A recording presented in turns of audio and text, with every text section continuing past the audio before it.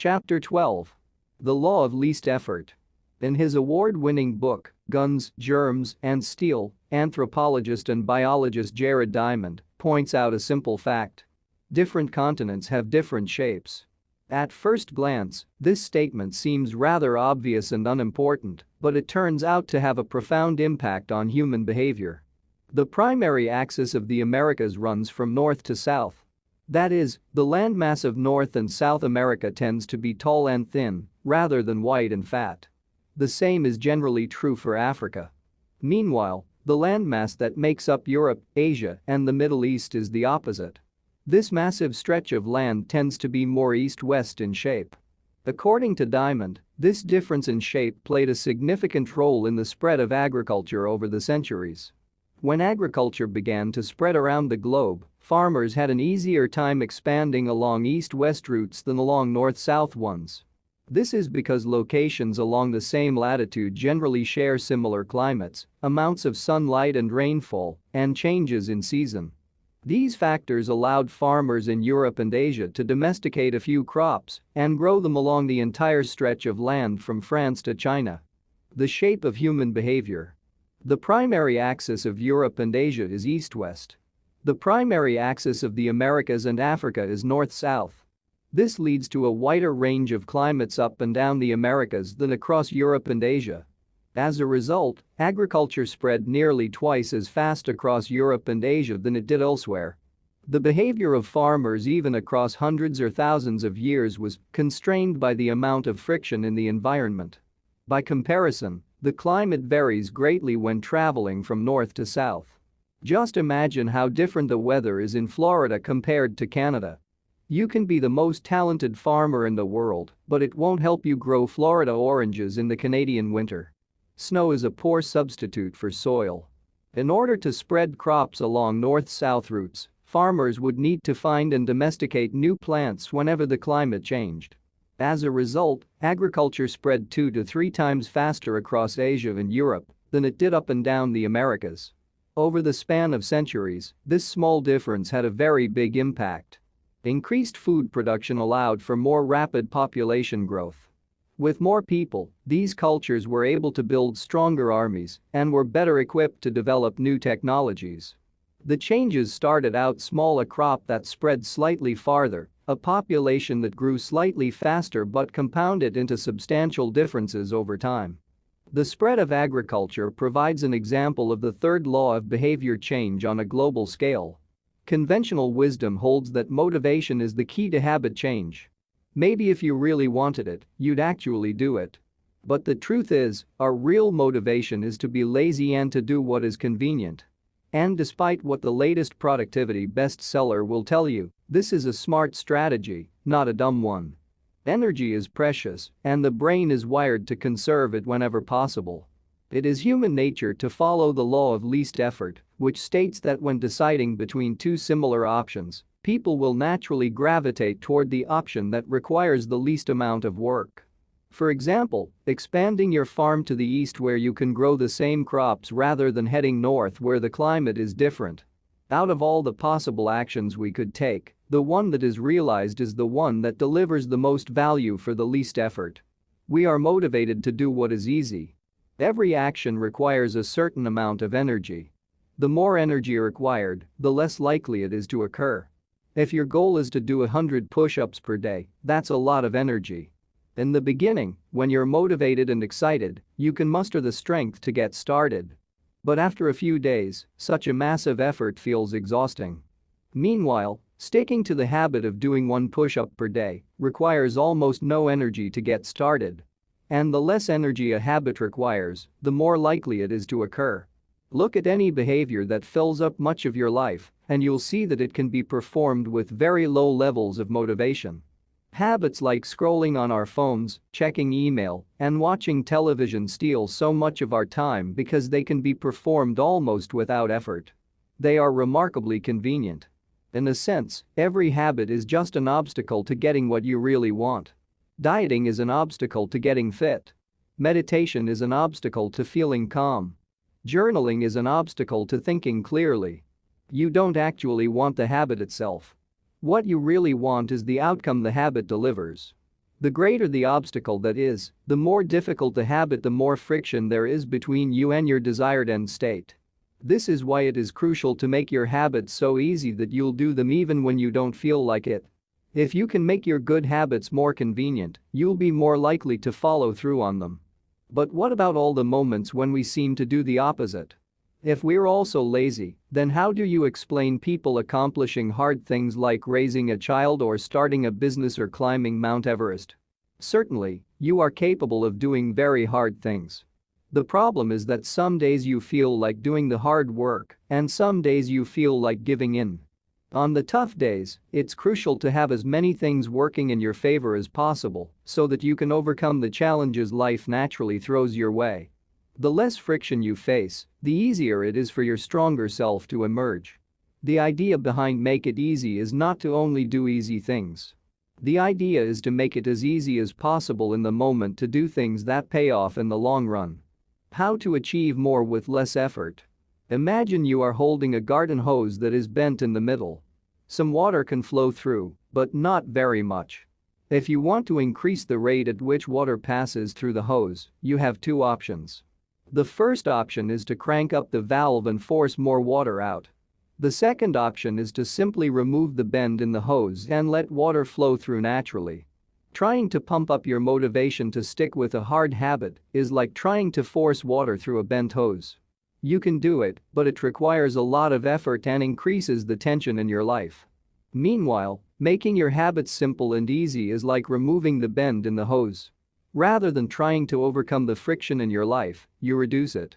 One of the most effective ways to reduce the friction associated with your habits is to practice environment design. In Chapter 6, we discussed environment design as a method for making cues more obvious, but you can also optimize your environment to make actions easier. For example, when deciding where to practice a new habit, it is best to choose a place that is already along the path of your daily routine. Habits are easier to build when they fit into the flow of your life. You are more likely to go to the gym if it is on your way to work because stopping doesn't add much friction to your lifestyle. By comparison, if the gym is off the path of your normal commute even by just a few blocks, now you're going out of your way to get there. Perhaps even more effective is reducing the friction within your home or office. Too often, we try to start habits in high-friction environments. We try to follow a strict diet while we are out to dinner with friends. We try to write a book in a chaotic household. We try to concentrate while using a smartphone filled with distractions. It doesn't have to be this way. We can remove the points of friction that hold us back. This is precisely what electronics manufacturers in Japan began to do in the 1970s. In an article published in The New Yorker titled "Better All the Time," James Suroiki writes, Japanese firms emphasized what came to be known as lean production, relentlessly looking to remove waste of all kinds from the production process, down to redesigning workspaces. So workers didn't have to waste time twisting and turning to reach their tools. The result was that Japanese factories were more efficient and Japanese products were more reliable than American ones. In 1974, service calls for American-made color televisions were 5 times as common as for Japanese televisions. By 1979, it took American workers 3 times as long to assemble their sets. I like to refer to this strategy as addition by subtraction. The Japanese companies looked for every point of friction in the manufacturing process and eliminated it. As they subtracted wasted effort, they added customers and revenue. Similarly, when we remove the points of friction that sap our time and energy, we can achieve more with less effort. This is one reason tidying up can feel so good. We are simultaneously moving forward and lightening the cognitive load our environment places on us. If you look at the most habit-forming products, you'll notice that one of the things these goods and services do best is remove little bits of friction from your life. Meal delivery services reduce the friction of shopping for groceries. Dating apps reduce the friction of making social introductions. Ride-sharing services reduce the friction of getting across town. Text messaging reduces the friction of sending a letter in the mail. Like a Japanese television manufacturer redesigning their workspace to reduce wasted motion, successful companies design their products to automate, eliminate, or simplify as many steps as possible. They reduce the number of fields on each form. They pare down the number of clicks required to create an account. They deliver their products with easy-to-understand directions or ask their customers to make fewer choices. When the first voice-activated speakers were released, products like Google Home, Amazon Echo, and Apple HomePod, I asked a friend what he liked about the product he had purchased. He said it was just easier to say play some country music than to pull out his phone, open the music app, and pick a playlist. Of course, just a few years earlier, having unlimited access to music in your pocket was a remarkably frictionless behavior compared to driving to the store and buying a CD. Business is a never-ending quest to deliver the same result in an easier fashion. Similar strategies have been used effectively by governments. When the British government wanted to increase tax collection rates, they switched from sending citizens to a web page where the tax form could be downloaded to linking directly to the form. Reducing that one step in the process increased the response rate from 19.2% to 23.4%. For a country like the United Kingdom, those percentage points represent millions in tax revenue. The central idea is to create an environment where doing the right thing is as easy as possible. Much of the battle of building better habits comes down to finding ways to reduce the friction associated with our good habits and increase the friction associated with our bad ones. Prime the environment for future use. Oswald Knuckles is an IT developer from Natchez, Mississippi. He is also someone who understands the power of priming his environment. Knuckles dialed in his cleaning habits by following a strategy he refers to as resetting the room. For instance, when he finishes watching television, he places the remote back on the TV stand, arranges the pillows on the couch, and folds the blanket. When he leaves his car, he throws any trash away. Whenever he takes a shower, he wipes down the toilet while the shower is warming up. As he notes, the perfect time to clean the toilet is right before you wash yourself in the shower anyway. The purpose of resetting each room is not simply to clean up after the last action, but to prepare for the next action. When I walk into a room, everything is in its right place. Knuckles wrote. Because I do this every day in every room, stuff always stays in good shape. People think I work hard, but I'm actually really lazy. I'm just proactively lazy. It gives you so much time back. Whenever you organize a space for its intended purpose, you are priming it to make the next action easy. For instance, my wife keeps a box of greeting cards that are pre-sorted by occasion: birthday, sympathy, wedding, graduation, and more. Whenever necessary, she grabs an appropriate card and sends it off. She is incredibly good at remembering to send cards because she has reduced the friction of doing so. For years, I was the opposite. Someone would have a baby and I would think, I should send a card. But then weeks would pass and by the time I remembered to pick one up at the store, it was too late. The habit wasn't easy. There are many ways to prime your environment so it's ready for immediate use. If you want to cook a healthy breakfast, place the skillet on the stove, set the cooking spray on the counter, and lay out any plates and utensils you'll need the night before. When you wake up, making breakfast will be easy. Want to draw more? Put your pencils, pens, notebooks, and drawing tools on top of your desk, within easy reach. Want to exercise? Set out your workout clothes, shoes, gym bag, and water bottle ahead of time. Want to improve your diet? Chop up a ton of fruits and vegetables on weekends and pack them in containers so you have easy access to healthy, ready-to-eat options during the week. These are simple ways to make the good habit the path of least resistance. You can also invert this principle and prime the environment to make bad behaviors difficult. If you find yourself watching too much television, for example, then unplug it after each use. Only plug it back in if you can say out loud the name of the show you want to watch. This setup creates just enough friction to prevent mindless viewing. If that doesn't do it, you can take it a step further. Unplug the television and take the batteries out of the remote after each use, so it takes an extra 10 seconds to turn it back on. And if you're really hardcore, move the television out of the living room and into a closet after each use. You can be sure you'll only take it out when you really want to watch something. The greater the friction, the less likely the habit.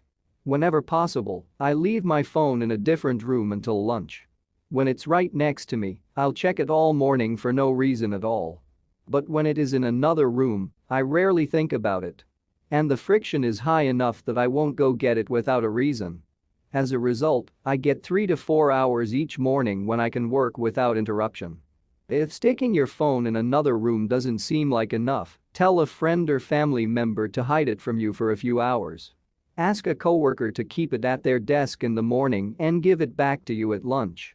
It is remarkable how little friction is required to prevent unwanted behavior. When I hide beer in the back of the fridge where I can't see it, I drink less. When I delete social media apps from my phone, it can be weeks before I download them again and log in. These tricks are unlikely to curb a true addiction, but for many of us, a little bit of friction can be the difference between sticking with a good habit or sliding into a bad one. Imagine the cumulative impact of making dozens of these changes and living in an environment designed to make the good behaviors easier and the bad behaviors harder. Whether we are approaching behavior change as an individual, a parent, a coach, or a leader, we should ask ourselves the same question. How can we design a world where it's easy to do what's right? Redesign your life so the actions that matter most are also the actions that are easiest to do. Chapter Summary. Human behavior follows the law of least effort. We will naturally gravitate toward the option that requires the least amount of work. Create an environment where doing the right thing is as easy as possible. Reduce the friction associated with good behaviors. When friction is low, habits are easy. Increase the friction associated with bad behaviors. When friction is high, habits are difficult. Prime your environment to make future actions easier.